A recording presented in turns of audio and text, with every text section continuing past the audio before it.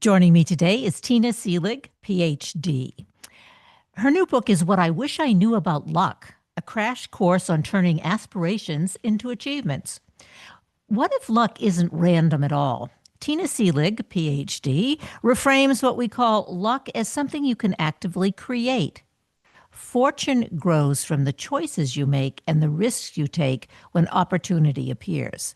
Drawing on insights from her renowned TED Talk, she shares simple, practical strategies to help you build your own momentum, strengthening your mindset, surrounding yourself with the right people, and taking purposeful action. Through compelling stories and research backed ideas, she explains how to turn setbacks into progress and challenges into breakthroughs. Tina has taught at Stanford University for more than 25 years and is executive director of Knight-Hennessy Scholars, a highly selective leadership program for 300 graduate students across Stanford University. Welcome to the show, Tina. Nice to have you on. Thank you so much. I'm delighted to be here. Okay, so where do we start? Okay, we Tina, we go. You say that, and I think the thing here that I think is the most important that what I read in the beginning of the intro, um, fortune grows from the choices you make and the risks you take when opportunity appears. So you're going to show us how to do that. Exactly. And you referred to both luck and fortune when we started. And I'd really love to make sure that we get our definitions clear because they're quite different. Fortune is the things that happen to you. It's like you're fortunate or unfortunate and where you're born and who your parents are and whether it rains tomorrow. These things that are out of our control. And then luck is something you have much more control over. So it's really important to understand the difference because they're so closely connected. We're in a constant dance with the world, with each one leading and following at different times. And if we can disaggregate them, we end up seeing that we actually have much more control over our lives than we may think.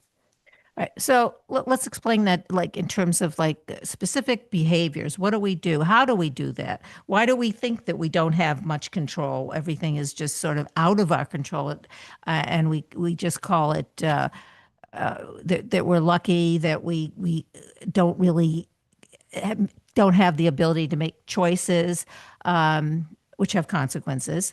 So how does that work?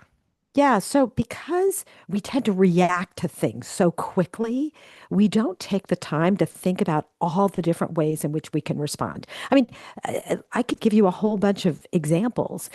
There A is, let's say someone comes at you with a negative comment. You can just react and escalate the situation. Or you can take some time to figure out how to de escalate the situation, right? Those outcomes are going to be completely different depending on how you respond to what comes at you. Or I think about all the time, I get flooded with emails from people who might want something. They might want an introduction, they might want some information. Every single one of those emails, someone had to craft it. And they could have crafted it in a way that makes it highly likely that I'm going to respond or highly likely that I'm going to hit delete, depending upon how it is framed. And so we are making choices all day long about what we do in the world, and those choices determine what comes back to us. All right, let's talk about those choices. Let's give us specific examples. Take us down that road. Great. One of the things I talk about is the importance of resolving conflicts as a way to become luckier. And you're going like, what are you talking about? But every single day, if you wake up and you've got some sort of conflict that you're dealing with in your life, it takes up a lot of brain space. It's distracting. It distracts you and takes your energy away from something that would be more important and will get you to your goals. So if you can unravel those conflicts, that would be really important. So one of the things you can do is think about what type of conflict is it? Is it a personal conflict? Is it a professional conflict? Is it about someone's behavior? Is it about their values? And if you can actually be very clear about what's going on, you now know what to do. So, for example, let's say we're in a business meeting and you're interrupting me all the time. That's a professional conflict about a behavior. And I can then have a conversation that would be appropriate. Like, okay, Kathryn, when you do this, it makes me feel like I'm not being seen or I haven't been able to share my ideas. And I really would appreciate it if I could finish my thought before you jump in. And we then can resolve that conflict. I mean, that's just an example, as opposed to my getting very agitated, getting angry, becoming passive aggressive. All of a sudden, I find that I've gotten fired because of my poor behavior. So it's just an example where you can take something in your real life where you have choices about how you respond. Okay, would this fall into the category of seeing problems as opportunities? Exactly, exactly. In fact, I've been teaching courses on creative problem solving for 25 years, and that is my mantra, is that problems are opportunities. The bigger the problem, the bigger the opportunities. I even have this painted on the wall of my office. It is very much core to entrepreneurial thinking. And if you have that mindset that problems are opportunities, then what ends up happening is you start really trying to look for the solutions, even in situations that feel very dire. Do you think this is happens very often, more often with women than with men? I don't think so. I mean, I think we all are navigating the world and end up with choices every single day about how we respond. And one of the things that's very important is that the choices you make today are going to determine the choices you have tomorrow because you were constantly setting the stage for what's going to happen next. One of the things that I feel very strongly about is the importance of showing appreciation to become luckier. And I have a very healthy practice of writing thank you notes. I write thank you notes at the end of every single day to everyone who has done something that has been helpful to me. And why do I do that? I do it because it's the right thing to do to acknowledge that someone has helped me. But I can tell you the goodwill that gets built by saying thank you compounds over time. And then you have a lot of people in your world who are actually happy to help you the next time you need something. What about turning, here's another one that this struck me that's in your book is how to turn setbacks into stepping stones because that's difficult. You think you're doing well and and you think that everything's going along the course that you're successful, whatever is happening and that is very positive, and then you get a setback. And I think a lot of people have difficulty with that and they give up. You're absolutely right. And one of the most important things is to really become more resilient. The more resilient you are, the luckier you will be because you're going to get a chance to try something again. If you fail and say, oh my gosh, I'm never doing that again, that's very self-defeating. Nobody does something hard perfectly the first time they try. Just nobody does.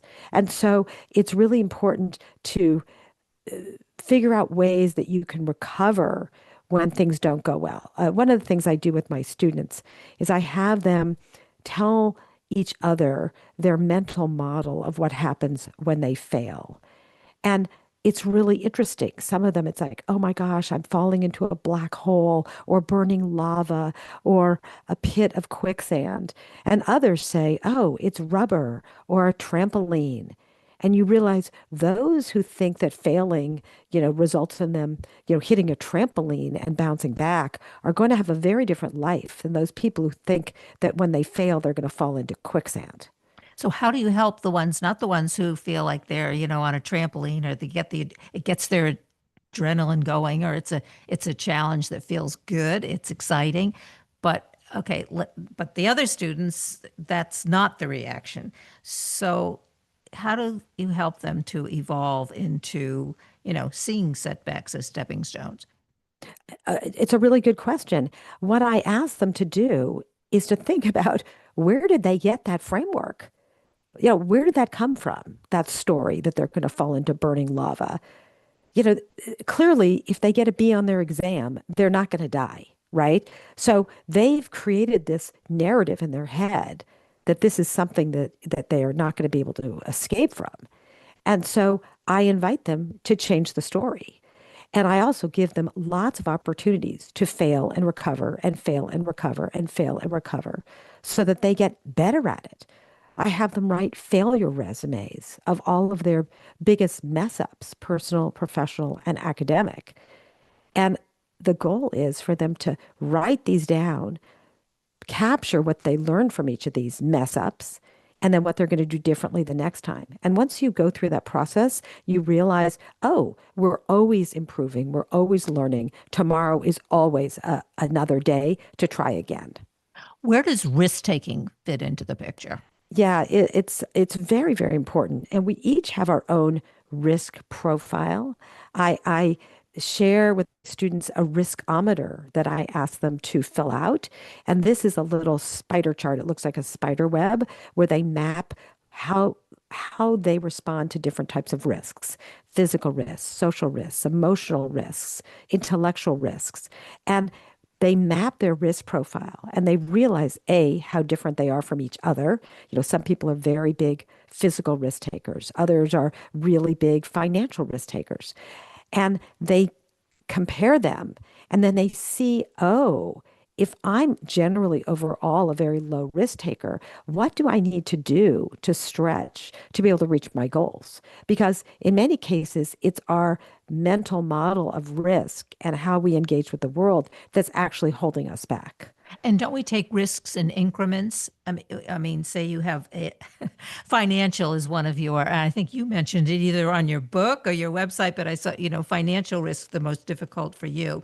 You don't suddenly invest in, put $100,000 in a new stock, or you kind of take it gradually. If, let's say, if financial is one of your risk-taking issues. Yeah, well, I'm actually a very low financial risk taker. It is I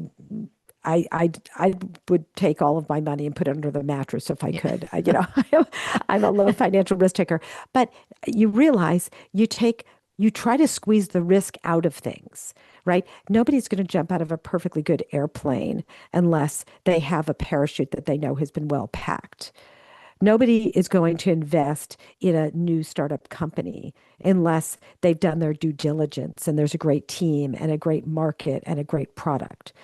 So what the way that you deal with risk is you squeeze the risk out of it. Let's say financially, if I wanted to invest in the stock market, to say, well, I'm only going to invest in as much as I could afford to lose so that I don't have such exposure that if it doesn't go well, I'm in really dire straits.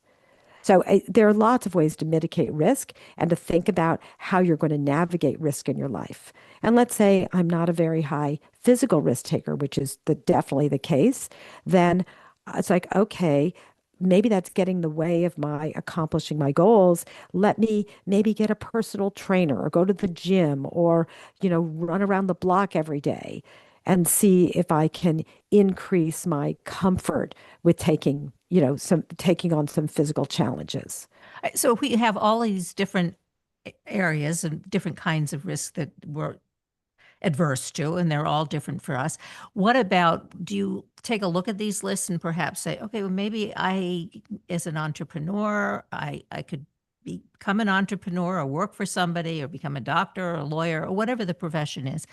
Do you choose those professions or jobs according to your score on your riskometer in terms of what makes you, if your issue is physical, don't become a coach. Yeah, I think it's a really good point. It's a really good point. I think that you're right, is that people end up choosing professions that map to their risk profile. It's, nobody is going to go become a financial advisor if they're so risk averse. Yeah. Or you In don't want them to be your financial or maybe, advisor. or maybe, or maybe you want to map your risk profile to your financial advisors, right? Yeah. Maybe you want to make sure you have someone who matches your risk profile. You're not going to say, I'm going to go, but let me tell you, let's say you're an amazing musician and you have a very low risk profile for social risk and getting up in front of people. You're going to have to figure out how to get over that if you want to be successful, right? If you feel uncomfortable getting up on stage and performing, and yet you've got this amazing voice and you really want to perform, maybe you start in really small venues and you start getting more and more comfortable until finally you can get on a very big stage in front of a large audience. So the key is to stretch where you need to, because there might be a mismatch between what you want to accomplish and your risk profile. Do you think, Tina, that we sometimes say, well, that was just luck. I'm just lucky because we're afraid to take ownership of the fact that, hey, we made certain choices and that's what happened. It's kind of scary. Yeah. Of course, absolutely. And that is really a big problem, is that people don't take responsibility for the agency they actually have in their life, both on the positive and negative, like, oh, I was just lucky.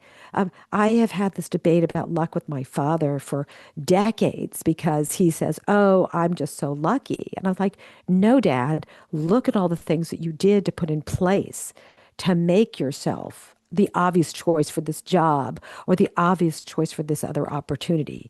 It's because you set the stage for these opportunities to happen. You know, it's really funny. I have a lot of media that's out there about different stories that I tell about luck. And there are those people who go, oh, yes, I get it.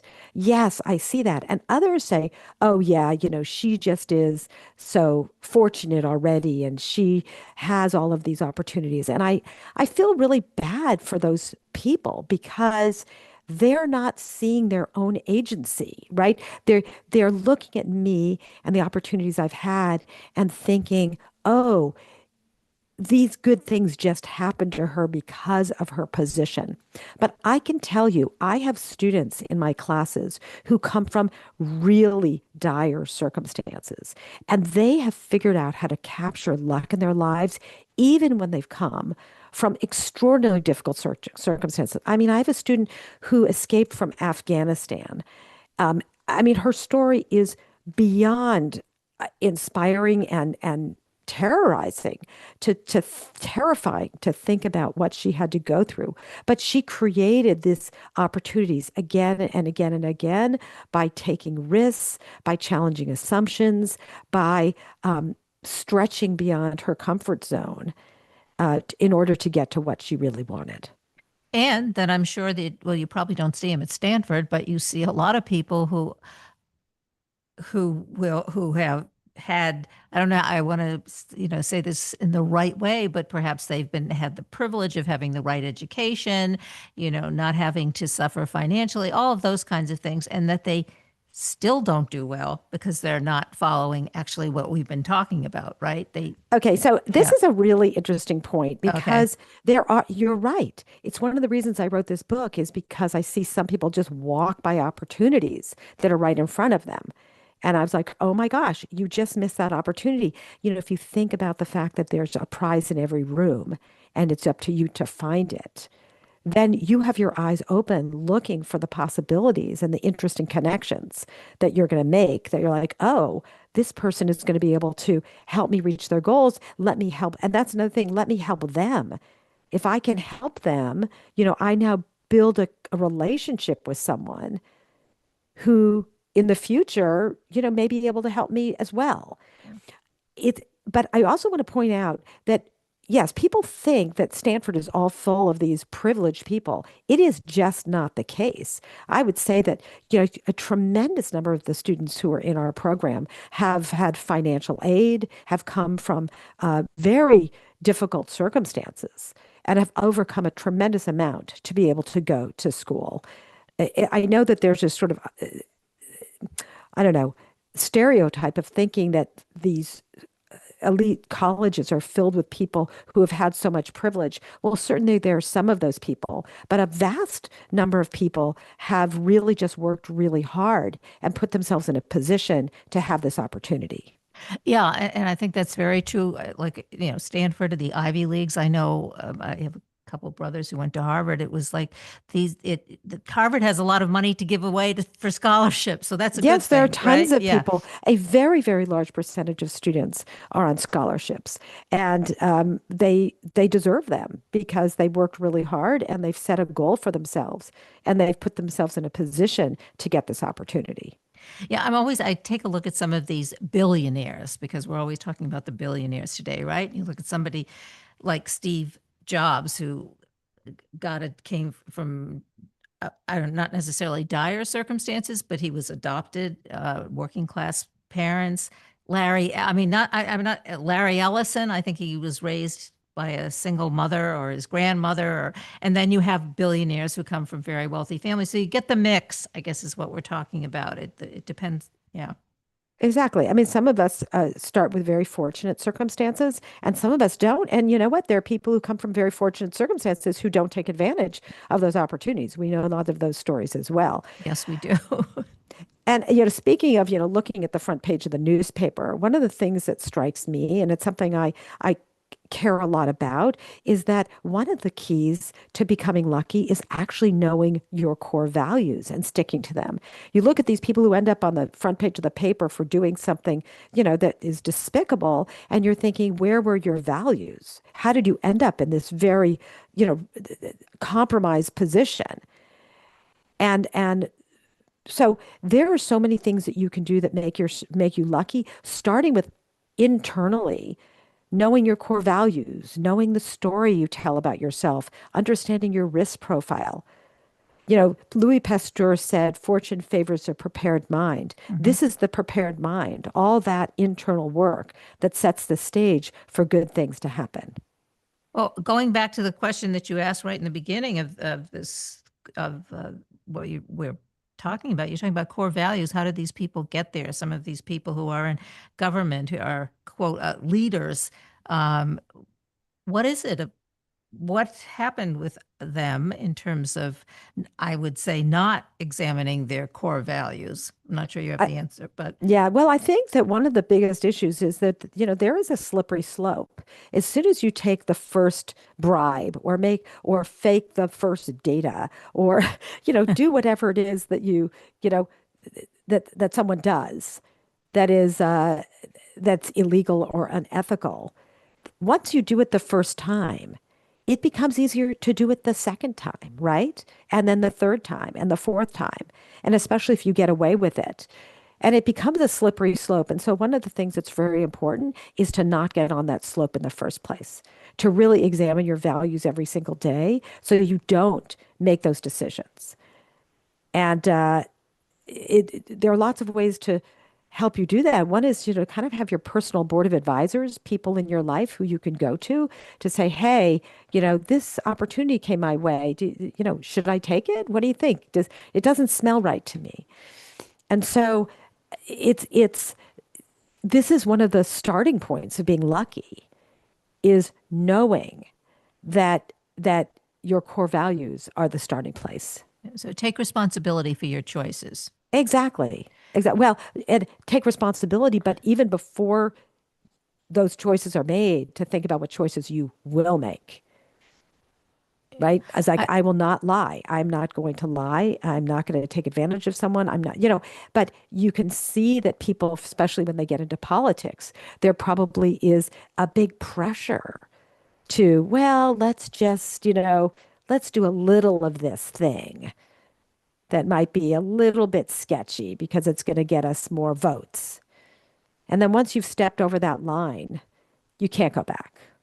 do you think politics is just something that once you get into it just, I you don't know. It's a can't get really good away from question. it? I don't know. Yeah, I don't know enough to know that. It would be interesting to see if there are some people you could point to, say, who have never crossed a line, who have just never done that. And I'm going to guess that there are. And who, when you look at, you say, you know what?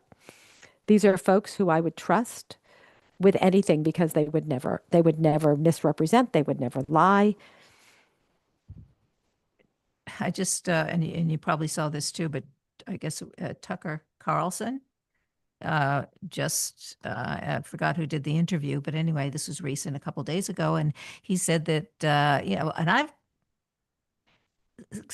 I've been talking about this in taking, we focus a lot on Donald Trump, whatever he does or doesn't do, and don't take a look at the people who support him, at the people who voted them. Where are they coming from? Which is kind of what we're talking about, aren't we? Like, you have to really take a look at yourself and and the choices that you make.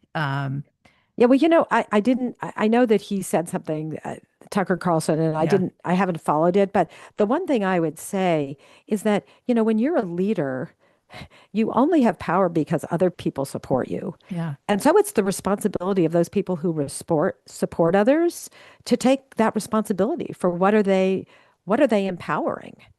Yeah. Well, and I have to say, Tucker Carlson is a little leery. Do I believe him or not in terms of what he had to say? But I have to add that. We only have a couple minutes left. So tell us where we can, what websites to go to, what platforms to go to. Sure, Yeah. sure, sure, sure. Well, there are so many things I'm delighted to share. If anyone wants to know more about me, I have a website, tinaseeligauthor.com. So Tina, Tina, Seelig, Seelig, author.com. My book, What I Wish I Knew About Luck, is available everywhere books are sold. You can go to Amazon, anywhere else. And I run a program called Knight-Hennessy Scholars at Stanford for graduate students. And the students who get in get funding for up to 3 years for graduate school. They get this global community of scholars, and they have our leadership program that I'm very, very proud to develop. So I'm hope that people will check that out as well. Oh, fantastic. I think I did mention that in the beginning. So repeat that again, though. So they go to what website in order to find out about this program? Yes, it's called Knight-Hennessy Scholars. It's at Stanford University. And the students who get in, they have to apply to Stanford if they get into graduate school at Stanford and they get into our program. They have this global community of students who are from every department on campus, all 7 schools. They get funding for up to 3 years of graduate school. And we have a very robust leadership program that they participate in parallel with their graduate school. That's a fantastic opportunity. That's great. Thanks so much for being on the show today. It's great talking It's to my you. pleasure. Yeah. Thank you so Thank much. you. Have a great day. Yeah, you Bye-bye. too.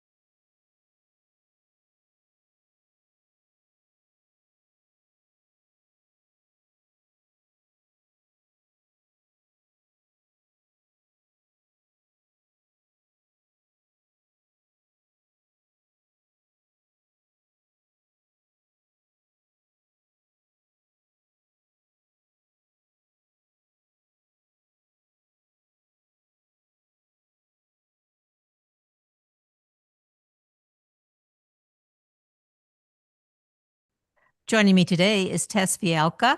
The topic, her book, Walking the Leadership Ledge, Stepping into Leadership After Excelling as an individual contributor can feel overwhelming. Tess explores the common challenges new leaders face, from self-doubt and team conflict to navigating difficult conversations with former peers. She shares practical tools to help you lead with clarity, confidence, and resilience. Uh, Learn how to communicate effectively, manage emotions under pressure, and turn tension into teamwork. Tess breaks down strategies to reduce turnover, delegate without burnout, and build a unified, high performing team culture. Whether you're new to leadership or still finding your footing, this conversation offers actionable guidance to help you grow into a leader your team trusts and respects. She's worked with leaders in multiple industries and is the founder of Angle Coaching and Communication. Her passion is helping leaders at all levels develop the essential tools they need to cut through challenging team dynamics. Welcome to the show. Nice to have you on today.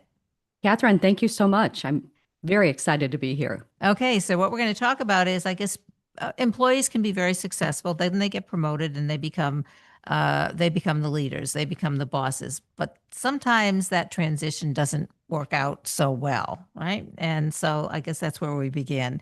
What do you do? Where do you start? When that happens? Yeah, so Kathryn, that is an extraordinarily difficult transition for individual contributors who, yeah, their success was measured by what they got done and their results. And now all of a sudden, they've got to get stuff done through others. And it's a completely different set of competencies that most of them have not developed because organizations traditionally, they see a great individual contributor and it's kind of like, oh, well, there's Betsy in accounting and she's an amazing accountant. And there's this idea that, well, if we put Betsy in the manager role and overseeing all the other accountants, well, then they're all going to be just as good as Betsy. And so Betsy gets promoted. She's all excited. And, her idea is, well, all I have to do is, they just need to do things the way I do them and everything will be just fine. But then the wheels fall off the bus because Betsy has not learned how to connect with her team. She hasn't learned how to connect the strategy of the organization to the strategy of the department. And she's struggling with systems awareness and how does her team interact with the other departments in the organization. And it's this whole different set of skills that Betsy now needs to develop as a leader that she didn't need as an individual contributor. So your book would be, we need to read your book. Betsy needs to read the book, but also I am assuming that the people who make those choices in elevating her position need to read this book as well, right? And think about it. Exactly. Yeah. Yes. Yes, exactly. Because, again, it's the assumption being because what's been, the history of, putting people into leadership positions because it's based on the 20th century patterns of what leadership needed in the 20th century. And if you think about that in terms of the industrial world and the manufacturing places where you came up into leadership and management through the factory line. And so you knew the line. And so we weren't in this place where we were dealing with so much complexity and constant change. And so you didn't necessarily need the skills in the 20th century that you need in the 21st century. And leadership in most organizations hasn't caught up to the fact that, wow, you know what? We've got to prepare our people, pardon me, to be able to step into leadership. And what does that pathway look like? What does the succession plan look like as we're thinking about who can move up in the organization? And how do we ensure that when we put them in this position, while it's not going to be easy, because it's never easy, they're going to be better equipped to navigate the natural challenges that are inherent in managing and leading? Well, when management is contemplating promoting someone, as we've been describing that person, does it get to a point where you say, okay, this person is really good at what he or she does, but we don't think it's a good idea. She doesn't have the skills. Maybe she can't do what we're going to, but well, obviously you have those skills in the book and what we'll talk about. And maybe it's just not a good thing to do. So what I think I hear you saying is that, Yeah. and correct me if I'm wrong, is Okay. that some people are appear to be cut out for management leadership positions, and some people appear not to be. Is that what I'm hearing you say? Yeah, that this person in the company does a great job in accounting, but she's not going to be able to manage other accountants. She doesn't have the skills for that. They're two different skill sets. Yes, they are two different skill sets. And if leadership can recognize that, okay, she has some really good core skills, how do we help prepare her to step into a management position where we can set her up for success? And the other thing there too that I want to just check out that might be under the surface is that we can also make the assumption that because Betsy in accounting isn't necessarily showing some skills, that she doesn't have the capability, when in fact, as we often, as the data shows us, women are often promoted based on the results, and men are often promoted based on potential. And so, but if we can look at Betsy through the lens of what's her potential, and does Betsy want to do this? Because wanting to be a leader is a pretty important element of being able to embrace the learning and the challenges of leadership. Are the challenges of leadership very different in different contexts, like say in tech or in a hospital or in a law firm, or there different, obviously different contexts where leadership, is it different? Are there different skill sets? Yes and no. First of all, to your point, what is the context of the industry within I'm working? That is absolutely an element that influences it. And in leadership, what we're doing is we're working with people. We're working with human beings. And fundamentally, human beings want pretty much the same kinds of things.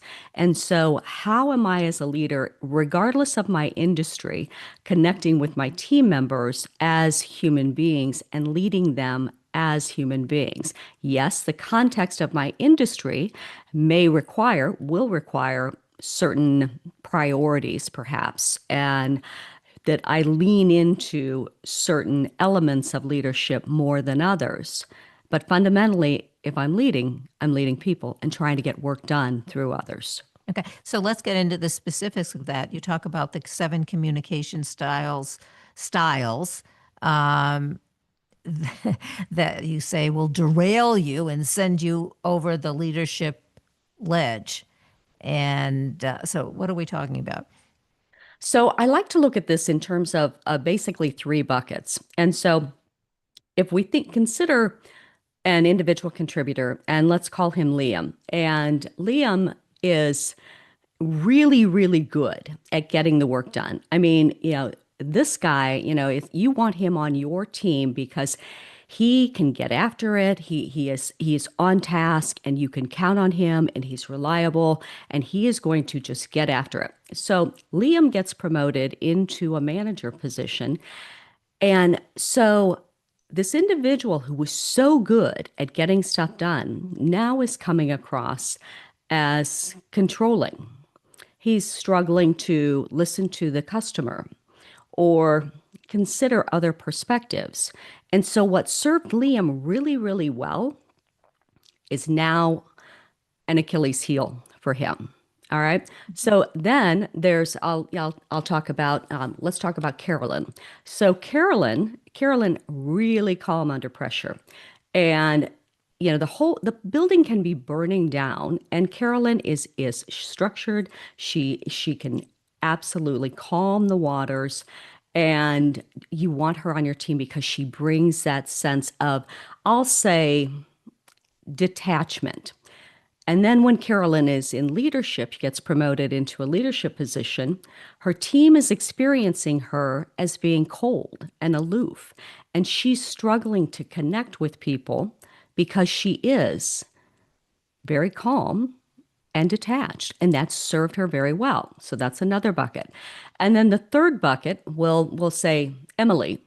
Emily is delightful I mean, you want her on your team. She's going to volunteer for everything. She's not making waves, and she just is a delight to be a part of the team, and everybody loves her. And then Emily gets promoted into leadership or management, and she struggles to have the difficult conversations. She struggles to hold team members accountable. And so what served her really well in terms of she's really good at the relationship side of things, and yet she's struggling with the strategic side of things. Liam, really good at getting stuff done, but once again, struggles to come across as authentic and connect with others. And then Emily, who is really calm, but comes across as cold. So, okay, so that's the three examples. So then what do we do? I mean, how do you change up? There's an issue with the communication or how it's perceived. Yes. Yeah. Yes, and so that's where we get into the core competencies of leadership. And so it is in developing those how am I developing my relationships with my team members, and how am I developing my relationships with the clients and the customers, and what does that look like in action? And what served me really well in what I did before, I'm still going to pull those strengths forward. Okay. So if we just go to Liam, and it's like being able to get stuff done is critical to effective management and leadership. And Liam can't be the only one who's getting the stuff done. And so he has to invest in his team members. How is he developing them? And how is he creating an environment of collaboration where it's clear that he is valuing not just his perspective around how the work gets done, but he's tapping into the collective intelligence of those around them so they feel valued and they want to invest, because they know that while Liam may be direct and he may call it like he sees it, they also know that he values their input and their perspectives. And the other thing is that Liam is investing in those around him. So he's creating opportunities to develop his team members where they can become more effective in what they are doing. And Does that make sense? Yeah, no, it does make Yeah, sense. okay. I'm thinking how you get him to do that. Obviously, if he is doing it, the feedback will be positive. It'll make him feel good, obviously. I mean, it ends up being a win-win situation for him and for the team. You talk about ideal ways, and I'd never heard this word, delengage. Delengage. Yes. Delengage. Okay. Delengage, right. What is Yes. that? Yeah. So that's, where we are thinking, it's one of the struggles that folks new to leadership and management, and frankly, folks who are experienced, air quotes there, so they struggle with is that delegating. Okay, so if we look at delegation, and we fall into this trap of well, I don't want to have to, I don't want my team member to have to do this hard thing, or perfection. They're not going to do it as well as I do. So or I don't have time to teach them to do this, so I'm just going to do it myself. So there are all these excuses that we come up with that prevent us from delegating. But if we think about delegation as a form of engagement, where I am engaging my team members in this, what it is we are trying to do in terms of the bigger picture, and connecting them to the strategy, connecting them to the mission, vision, values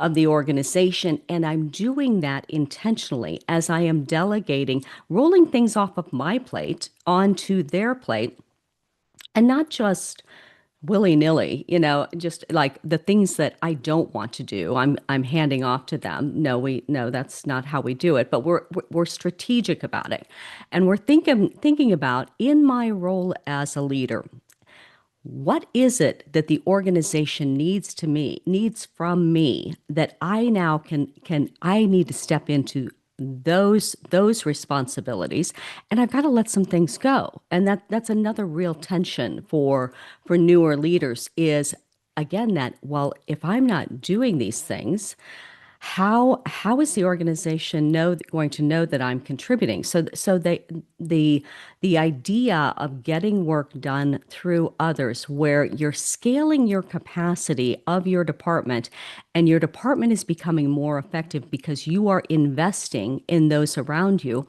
and helping them to learn key things that made you successful, so that then you can step into the next iteration of what the organization needs from you as a leader. So maybe you've been really focused on this particular element of what your department does, but now moving into leadership or management, you've got to be able to break down some silos in the organization and create connections across the organization that are going to allow a couple of departments to work more effectively together. That's a way in which you as a leader stepping into leadership can be much more strategic about what your contribution is. But you can't be doing all the work. You've got to let stuff go. And so if you think of it through the lens of, I'm going to engage my team members, it is a way of wrapping your head around what is possible to let go of some things.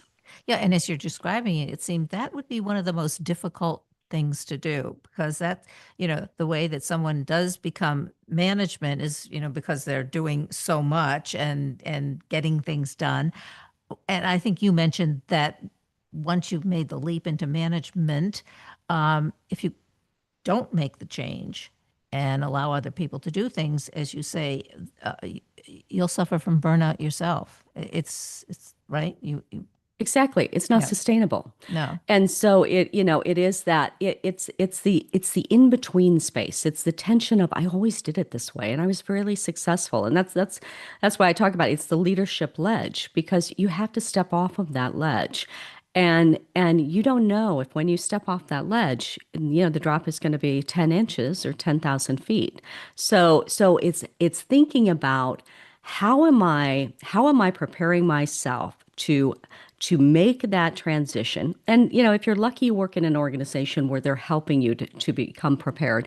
But if not, how are you preparing yourself to step into that next level leader that you're fully capable of being, but you don't necessarily have the tools, and you don't know what you don't know. And it's not obvious, and we can't assume that just because somebody now has a title that they're going to know what is required. And so what can you do as a leader to make sure that you are setting yourself up for success if the organization isn't? You also talk about orchestrating a team alignment pack. Can you talk to us about that? Oh, yes. And that's really, I mean, that's one of my favorite things to do. And because here's the thing, organizations throw people together and they say, okay, you're now a team. And so, oh, great, and there's this assumption that if you've cheered for a team, if you've been on a team, if you've got kids in team sports, if you can spell the word team, that you know what it means to be a part of a team. And of course, that is not true. And so in the team alignment process, what we do is we create a team pact. And I like the word pact because the word is rooted in the word peace. And pretty much every team that I have worked with and that I see could use a little bit more peace. And so the other thing with teams is that virtually every team wants four key things.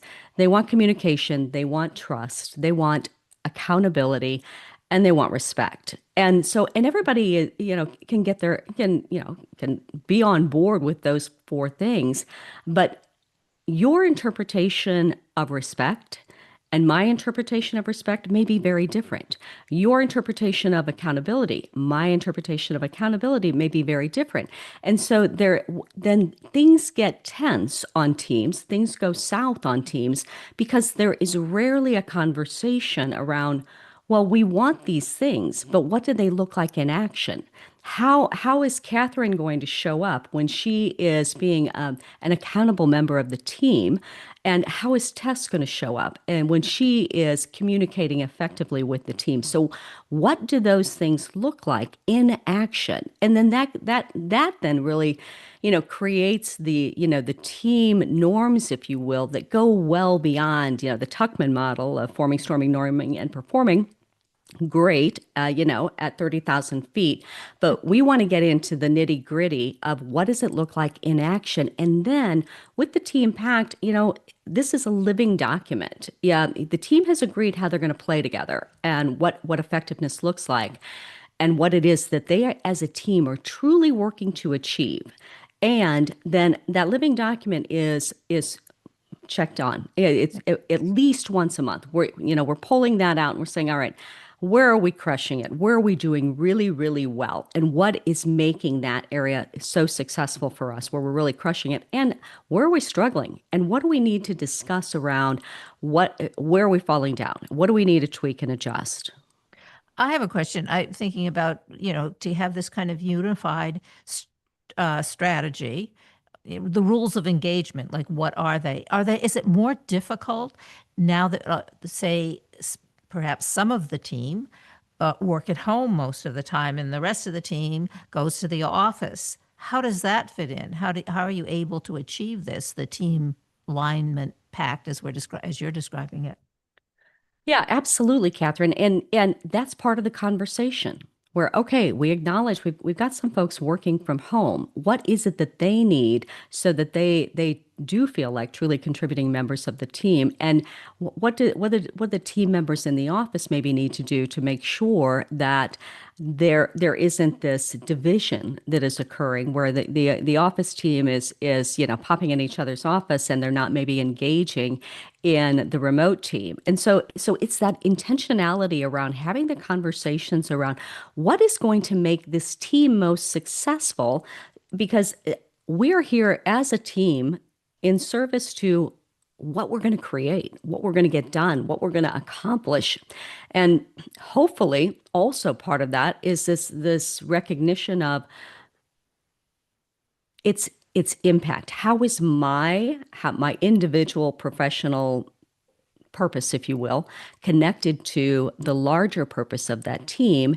How am I showing up? How am I contributing? And what do I need from my fellow team members to be most successful? And what do they need from me to be most successful? And that these are conversations that it's a few hours having a conversation and mapping this out and then checking in on it. And it all comes back to what I like to refer to as compassionate candor, or respectful candor. And when we're having those conversations, because if we don't, then we tell our simple stories around, what John is doing or his motivations, or what Tulsi is doing and her motivations. And I think another piece of it that you also describe in the book is also how to manage your emotions, that comes into play. Because when you're doing all of this and talking and communicating, managing your emotions is key. Yes, and you had someone on your show recently, and he was talking about the many different emotions and how folks who say, well, they're not emotional, well, that's then you're not, my words, not his, but Yeah. you're not a living, breathing human being if Right. you're not emotion, because emotions are running the bus. They're always running the bus, but they're driving the bus. But we can decide if those emotions are going to drive the bus off the cliff or if they're going to drive it down the road. And so that recognition, being able to notice what are the emotions that are coming up, maybe when I'm having a conversation with Mike versus when I'm having a conversation with Tyler, and how am I managing those? Or if I'm in a meeting and I'm getting frustrated because the new team member, Suzanne, is jumping in and she's talking over people, and I'm noticing myself getting frustrated with Suzanne, and I can tell myself a story that, well, Suzanne obviously doesn't care about anyone else but herself, or I can tell myself another story that, okay, Suzanne is new and she's probably trying to make a good impression, or give the indication that she's smart and she knows what she's talking about. And so the story I tell myself is going to direct the emotions that emerge. And if I want to create a relationship with Suzanne in which she knows that I care about her success and I want to set her up for success. If I'm her manager, what does Suzanne need from me to be successful? Then when I have a conversation with Suzanne, acknowledging that she may not even be aware that she's cutting off team members. But if I'm going into the emotional vortex and getting sucked into my negative story about Suzanne and her motivations, well, that is clearly going to affect the conversation that I have with Suzanne, and she's going to pick up on that. And I'm not going to deliver that conversation well. And so, noticing our emotions, what's the emotion? What story am I telling myself around that? And what's a different story that I can tell myself that is going to help me mitigate the unhelpful emotions that are not going to serve the relationship, are not going to serve Suzanne, are not going to serve what we here together are collectively, we're collectively here together to accomplish. And so I'm in charge and I'm a choice. And so what am I going to choose in that moment to make sure that I'm doing what I can to have the most effective conversation possible with Suzanne? Your book is really, I mean, you refer to, or the title of the book refers to it as a guide. It's kind of like the Bible to managing or management. It's and That's an awfully big word, Kathryn. I know it is. Well, my show, I can say it, right? No, yes, but truthfully, that's what it does sound like. That it's great. Walking the Leadership Ledge, the new leader's guide to building resilience and confidence at every step. And it's Tess Fialka. Fialka. Fialka, I will get that right. No worries. Okay. And because you're the founder of Angle Coaching and Communication. So tell us, other websites we can go to, platforms where we can learn more about Angle Coaching and Communication and the book. Yes. So the book's website is walkingtheleadershipledge.com. And then my anglecoaching.com is my website. They're both my website. And I have a number of programs that I do with organizations and corporate training and leadership development coaching. And I have a program where I work specifically with women in particular, that is the Soul and Science of Leadership for Women. And I will be having another round of that probably in the fall. So yeah, connect with me on LinkedIn, send me an email. I would love to get to know you and your leadership challenges. Great. Thanks so much for being on the show today, Tess. It was great. Really enjoyed it. Kathryn, my pleasure. Thank you so much.